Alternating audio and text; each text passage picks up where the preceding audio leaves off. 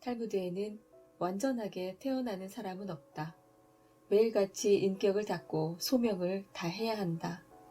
성품이 발전하여 자기 완성에 도달할 때까지 라는 말이 나옵니다. 안녕하세요. 아이즈입니다. 오늘은 인생을 살아가면서 본받아야 할 유형의 사람에 대해서 말씀을 드리려고 합니다. 첫 번째, 인내심이 강한 사람. 인내심이 무엇이냐고 물어보면 대개는 모든 것을 참아내는 것이라고 대답합니다. 그런 인내심을 조선시대 유학자들은 인간이 갖추어야 할 가장 기본적 미덕으로 꼽았습니다. 인내심은 목적을 향해 자신의 욕구를 통제해 나가는 능력입니다. 어떤 순간에도 끈기 있게 목적을 추구하는 사람만이 성공을 할 수 있습니다. 그러므로 성공하고 싶다면 충동성을 자제해야 합니다. 반복되는 실패에도 굴복하지 않고 그때마다 다시 시작하고 새로운 길을 모색하는 인내심이야말로 성공적인 삶을 위해 갖추어야 할 덕목인 것입니다. 성급함은 항상 주변 사람들을 당황시키거나 불쾌하게 만들고 결국엔 모든 사람을 적으로 만들어버립니다.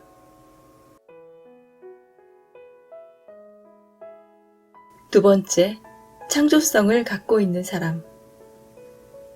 창조성은 인류 역사의 발전을 가져온 촉매제라고 합니다. 이 같은 정의를 입증해주는 대표적인 사례가 그리스와 이탈리아의 고대 도시들입니다. 특히 아테네, 피렌체 등은 규모는 작지만 특별한 재능을 갖고 있는 이들이 많아 풍요로운 문화를 형성할 수 있었습니다. 그 당시 상인들은 새로운 항로를 탐사했고 군인들은 새로운 식민지를 건설했으며 학자들은 새로운 기술을 연구했습니다. 또 부자들은 경쟁적으로 예술가들을 지원하여 뛰어난 작품을 만들도록 자극했습니다. 이런 현상은 오늘날도 지속되고 있는데 세계를 움직이는 발견과 발명은 대부분 소수의 대학들이나 연구센터에서 이루어집니다. 그곳에는 서로를 자극하고 협력하고 경쟁하는 공동체가 형성이 되어 있습니다. 그들은 평범하게 대접을 받는 것을 용납하지 않기 때문에 끊임없이 연구하고 공부를 합니다. 그래서 나오는 창의적인 아이디어는 인류의 풍요로운 삶에 지대한 공헌을 하게 됩니다. 창조적인 사람이 중요한 것은 바로 그 때문입니다. 세 번째, 현실에 안주하지 않고 모험을 시도하는 사람. 젊은 시절에 스포트라이트를 받는 사람들이 있습니다. 그로 인해 그들은 청년기의 부와 명예를 얻습니다. 그 후로는 호화로운 환경에 안주해서 평범한 삶을 살아갑니다. 그리고 결국엔 어떤 순간부터는 더 이상 새로운 것을 생산하지 못하고 내리막길을 걷게 됩니다. 이와는 달리 어떤 사람들은 늘 다시 태어나는 능력을 갖고 있습니다. 칸트는 70살이 되도록 불후의 명작들을 잇따라 발표했습니다. 이런 차이는 어디에서 비롯되는 것일까요? 바로 현실에 안주하느냐 그렇지 않느냐에 달려 있습니다. 성공하기 위해서는 도전을 받아들이고 모험심을 키워나가야 합니다. 개인이든 집단이든 평범함에 매몰되는 것처럼 비극적인 일은 없습니다. 현실에 안주하지 않고 실패할지도 모르지만 모험을 시도하는 사람을 본받아야 하는 것은 바로 그들이 인류의 변화와 성장을 주도해 나가는 원동력이기 때문입니다.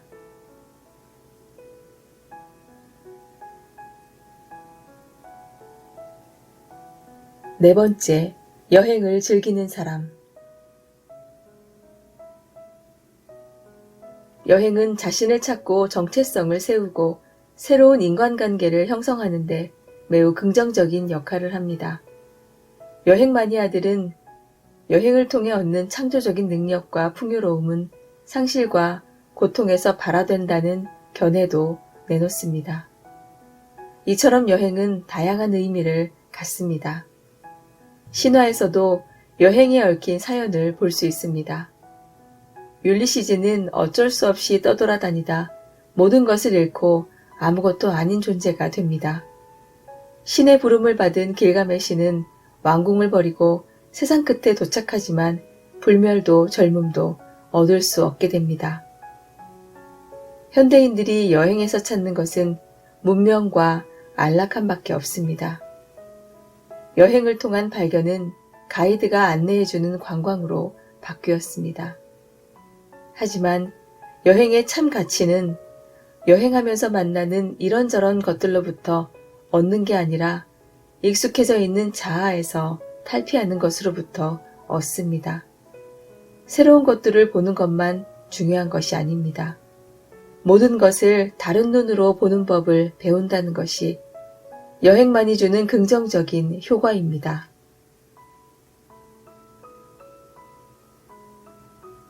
다섯 번째, 늘 새로움을 추구하는 사람. 새로움을 발견하려면 어떻게 해야 할까요? 어떻게 새로움을 포착해낼 수 있을까요? 소비자와 경쟁자의 새로운 성향을 알아채고 시장의 변화를 읽어야만 하는 기업인들에게는 사활이 걸린 문제입니다. 인간은 대체로 다른 사람이 해놓은 것을 흉내내거나 그대로 받아들입니다. 이런 성향은 어찌 보면 인간 내면에 새로운 것을 거부하는 심리가 작용하기 때문인지도 모릅니다. 새로움은 기존의 것을 부정하고 정도를 벗어난 것이기에 불안감을 가중시킵니다.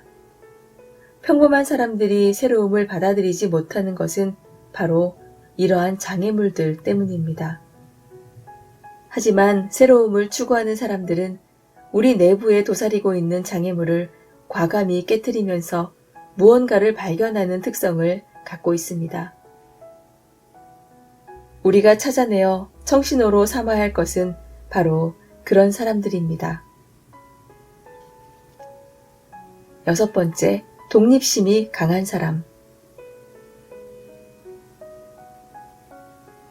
살아가다 보면 새로운 길에 들어서는 순간을 맞습니다. 학업을 마치고 직장을 구할 때, 고향을 떠나 도시로 향할 때 그렇습니다. 사업을 하기 위해 직장을 떠날 때, 사랑하는 사람과 함께 살게 될 때도 마찬가지입니다. 새로운 길에 들어설 때는 그동안 누려왔던 세계를 떠나야 합니다. 새로운 선택으로 성공할 것인지 실패할 것인지 아무도 모릅니다. 기대감이 클수록 더 큰 위험과 불확실성이 기다리고 있습니다. 따라서 그동안 축적했던 에너지를 다 쏟아 부어야 합니다. 그런데 그 순간마다 우리는 혼자라는 것을 느낍니다. 친구나 부모, 남편이나 아내는 당혹스러워하며 물끄러미 쳐다보기만 할 뿐입니다. 때로는 의심의 눈초리로 보는 경우도 많습니다. 하지만 우리는 혼자서라도 그 길을 가야 합니다. 그래야만 원하는 과실을 얻어낼 수 있습니다. 주위의 따가운 시선을 이겨내고 힘든 고행의 길을 가는 사람은 반드시 혁신적인 성공을 쟁취할 것입니다. 독립심이 강한 사람을 표본으로 삼아야 하는 이유는 바로 그 때문입니다.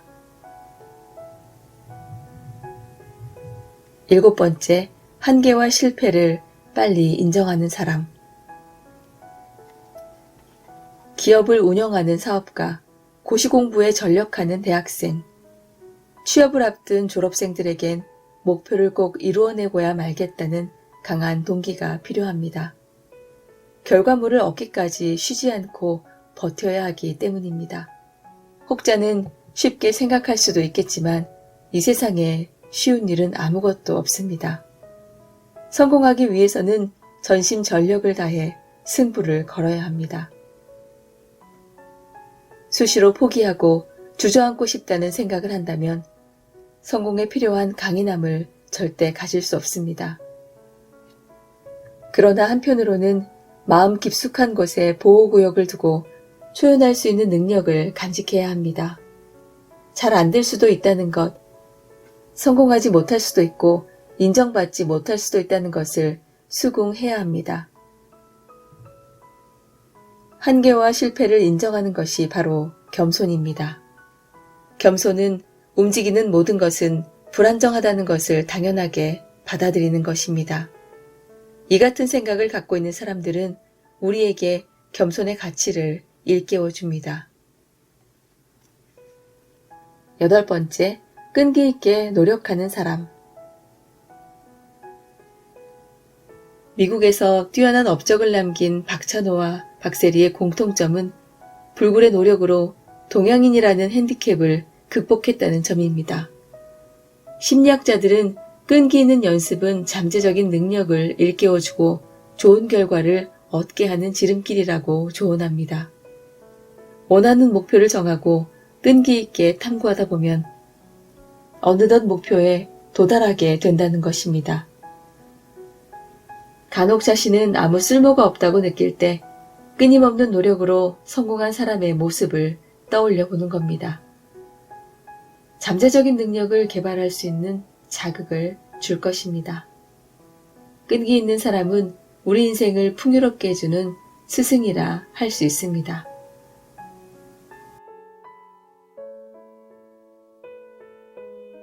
열 번째, 질투심을 초월한 사람. 심리학자 칼 융은 질투는 동일시에서 탄생한다고 말했습니다. 너무 멀리 떨어져 있는 사람, 전혀 다른 활동을 하는 사람에게는 질투심을 느끼지 못한다는 것입니다. 또한 질투는 동료 사이에 한 사람은 성공하고 다른 사람은 그렇지 못했을 때 가장 극명하게 나타난다고 합니다. 경쟁할 수 없는 상황에서 인간은 대체로 두 가지 반응을 보입니다. 하나는 상대방의 성공을 인정하고 박수를 보내는 것이고, 다른 하나는 상대방의 실패와 파멸을 갈망하는 것입니다. 서구 사회는 성공을 칭찬해주는 분위기이기 때문에 질투하는 경향이 적습니다. 한편으로는 경쟁을 자극하고 또 한편으로는 다른 사람의 성공을 인정하도록 어려서부터 교육을 받습니다. 하지만 우리는 질투에 사로잡혀 자존심까지 버리는 우를 범하기도 합니다. 질투심은 인간이 갖게 되는 어쩔 수 없는 감정입니다. 하지만 결국 경쟁의 가치를 평가하고 상대의 성공에 박수를 보내는 사람만이 자신도 그러한 영광을 얻게 됩니다. 질투심을 초월한다는 것은 바로 자신의 성공을 위해 반드시 필요한 것입니다. 11번째, 자기 감정을 확실히 조절할 수 있는 사람. 대다수의 사람들에겐 의심, 슬픔, 걱정, 두근거림, 분노, 탄식, 죄의식이 없는 변함없이 늘 평온한 기분 상태를 갈망하는 근본적인 욕구가 있다고 합니다. 그러나 실제로는 10년, 20년 전에 이루지 못한 일 때문에 고민하고 과거에 저지른 잘못 때문에 후회하며 살아갑니다. 위대한 일을 성취하기 위해서는 동기와 정열이 있어야 합니다. 일례로 유명한 복서는 사회 밑바닥에서 나옵니다. 그곳에서 탈출하고자 하는 구원에 대한 갈망을 실체화시켰기 때문입니다. 예술가들도 고통스럽고 괴로운 순간을 거친 뒤에 시대를 초월하는 작품을 탄생시켰습니다. 한 맺힌 일을 겪었다 해도 그곳에 사로잡혀 좌절하기보다는 의연한 자세로 그것을 극복했을 때 원하는 목적을 이룰 수 있습니다. 감정을 통제하고 조절하는 것에 인생의 목표가 달려있다 해도 과언이 아닙니다.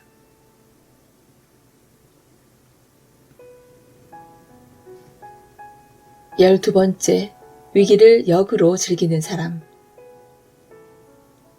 살아가다 위기나 상실감에 빠졌을 때 자신감을 잃기 쉽습니다. 심하면 삶의 의미를 잃고 절망감을 느끼기도 합니다. 어제까지만 해도 확고한 의지와 확신으로 가득 찼었지만 오늘은 의심과 불안감만이 가득할 뿐입니다.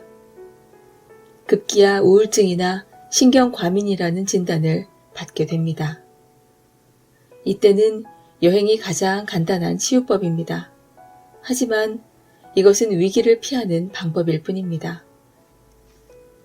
차라리 현실을 그대로 받아들이면서 역이용하는 것은 어떨까요? 아무리 음식 솜씨가 뛰어난 요리사라도 한 가지 음식으로만 손님을 맞게 된다면 언젠가는 맛이 형편없다는 질책을 받을지도 모릅니다. 그런 상황에 빠지지 않으려면 때로는 위기를 맞을 필요도 있습니다. 습관에 사로잡히면 심신이 굳어버리고 뻣뻣해집니다. 명작을 남긴 작가들은 자신의 작품에 늘 불만을 품고 있습니다. 애써 이루어 놓은 것을 파괴하고 스스로 위기에 빠져보는 것은 창의적인 변화를 만들어낼 수 있는 자양분이 될 수 있습니다. 위기는 때로 사람을 겸손하게 만듭니다. 13번째, 삶의 열정을 풍기는 사람.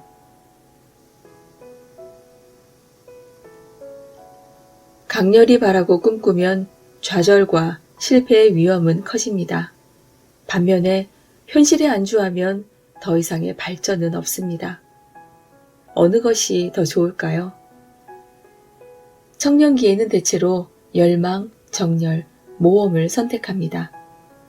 신화에 나오는 호메로스 영웅들도 그랬습니다. 그러나 회의론자들은 욕망과 정열을 포기할 것을 요구했습니다.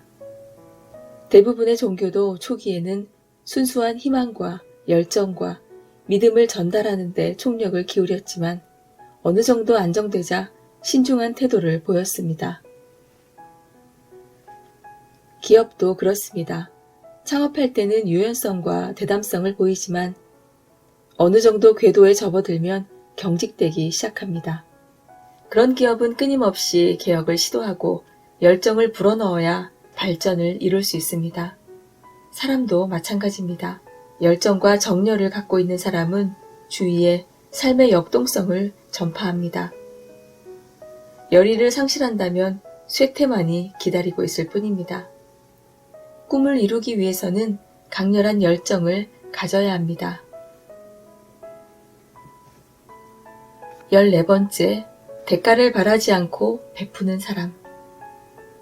연말연시면 어김없이 보이는 불우이웃 돕기 행사장에는 다양한 사연을 품고 있는 헌금이 몰려듭니다. 그 중에는 끝까지 이름을 밝히지 않고 선행을 베푸는 사람들이 의외로 많습니다. 탈무드에 이런 일화가 있습니다. 유대인들은 서로에게 질문했다. 율법을 잘 지키고 선량한 우리가 왜 억압당하고 박해를 받는 것일까? 왜 착한 사람은 고통받고 악한 사람은 평온하게 사는 것일까? 그들은 종교적 믿음에서 답을 찾았습니다. 하나님은 선한 사람에게 상을 내릴 것이며 악한 자는 심판할 것이다. 시대마다 이런 질문과 대답이 되풀이되고 있습니다. 그러나 착해서 얻게 되는 실이익을 계산할 수 있는 방법은 전혀 없습니다. 착하게 살아서는 아무런 이익도 없다는 것을 깨달을 때도 많습니다. 하지만 우리에겐 사랑이라는 선물이 있습니다. 아무런 대가 없는 사랑은 인간만이 할 수 있는 선물입니다.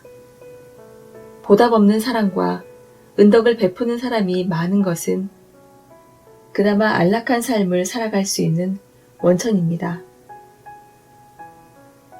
악이 횡행하는 세상에 베푸는 사람이 있다는 것은 얼마나 다행한 일일까요? 15번째, 고귀한 영혼을 가진 사람. 배우 오드리 헵번은 인생 말년에 아프리카 난민 구호 활동에 헌신해 영혼이 맑은 사람이라는 칭송을 받았습니다. 고귀한 영혼을 가진 사람은 어떤 사람일까요? 자신 속에 갇혀있지 않은 사람, 다른 사람을 위해 헌신할 수 있는 내적 에너지를 지닌 사람입니다. 심성은 착하고 정직한데 정신적 영역이 제한되어 있는 사람들이 있습니다. 그들은 자신이 추구하는 모든 것이 최고라고 믿습니다. 이는 일방적인 자기 관점에서 벗어날 줄 모른다는 것과 같습니다. 이와는 달리 어떤 사람들은 지적으로 관대하고 정신적으로 열려 있으며 자신의 우주 속에서 다른 사람들의 관점을 이해하고 타인을 바라보듯 자신을 바라볼 줄 압니다. 고귀한 영혼을 갖고 있는 사람들입니다. 그들은 자신을 과대평가하지 않고 늘 배움의 자세를 갖고 있으며 사소한 일에도 감사할 줄 압니다. 그들은 또 분명하게 자기 계획을 제시하면서도 반대 의견을 경청합니다. 그로 인해 자연스럽게 주변을 통제할 수 있는 위엄이 갖추어집니다. 16번째, 분노를 자제할 줄 아는 사람. 서양 격언에 사람들은 나쁜 일을 당하면 대리석에 새겨두고 좋은 일을 당하면 먼지에 써둔다라는 말이 있습니다. 인간 내면에 도사리고 있는 사악한 측면을 꼬집는 말입니다. 방송 뉴스나 신문 사회면을 꼼꼼히 살펴보면 찬사하고 칭송하는 형용사가 극히 드물다는 것을 알 수 있습니다. 그 대신 비판이나 비난 등 분노를 드러낸 기사들이 주류를 이루고 있습니다. 하느님은 인간을 평가할 때 선과 악을 공정하게 평가할 수 있는 천칭 저울을 사용하지만 인간은 선한 쪽 저울이 고장나서 악한 쪽으로 모든 일을 평가하려는 속성을 갖고 있다고 합니다. 그래서인지 우리는 쉽게 화를 내고 분노합니다. 그러나 분노할 일임에도 불구하고 이해와 용서를 베푸는 사람이 있습니다. 그런 사람을 보면 존경하지 않을 수 없습니다. 공격성을 이성으로 억압해 나가면 본인뿐만 아니라 주변도 고상해집니다. 주위에 그런 사람이 있다면 반드시 본받을 일입니다. 그리고 널리 전파해야 합니다. 17번째, 손해를 보아도 끝까지 양심을 지키는 사람. 인간은 악의 유혹에서 벗어날 수 없는 숙명을 갖고 있다고 합니다. 그래서일까요? 많은 사람들이 부와 성공, 권력을 얻기 위해 온갖 부정한 짓을 마다하지 않습니다. 어떤 선택을 할 때 욕심이 앞서면 대의 명분보다는 이해를 따집니다. 그 결과 사태를 그릇되게 이끌어내는 선택을 하게 됩니다. 가치 판단을 정확하게 할 수 있는 확신을 갖지 못하면 한쪽에 있는 선과 또 다른 쪽에 있는 악이 모두 중요해 보입니다. 이 때문에 진실은 지독할 정도의 확신을 요구합니다. 역사학자들은 나치즘이나 파시즘 등 그릇된 이데올로기가 득세할 수밖에 없었던 것은 당시 사람들이 도덕적 지적으로 허약해져 있었기 때문이라고 말합니다. 악과 부정은 당장 눈앞에서는 이득을 가져다 주지만 머지않아 곧 파국을 불러오게 됩니다. 얕은 이득에 빠져 자기를 기만하기보다는 꿋꿋하게 양심을 지키는 사람을 보면 혼탁한 이 사회에서 그래도 일말의 희망이 느껴집니다. 네, 오늘은 17가지 유형의 본받아야 할 사람에 대해서 전해드렸습니다. 주위에 본받을 점이 많은 사람이 정말 많이 있으면 좋겠습니다. 오늘도 끝까지 들어주셔서 고맙습니다. 무더운 여름 건강하게 보내시고요. 여러분의 구독과 좋아요로 저를 응원해주세요. 고맙습니다.